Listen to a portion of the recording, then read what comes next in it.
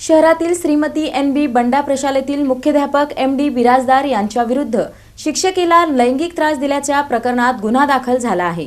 या प्रकरणी त्यांना सेवेतून बडतर्फ करण्याची मागणी संभाजी आरमार संघटनेच्या वतीने निवासी उपजिल्हाधिकाऱ्यांकडे निवेदनाद्वारे करण्यात आली आहे।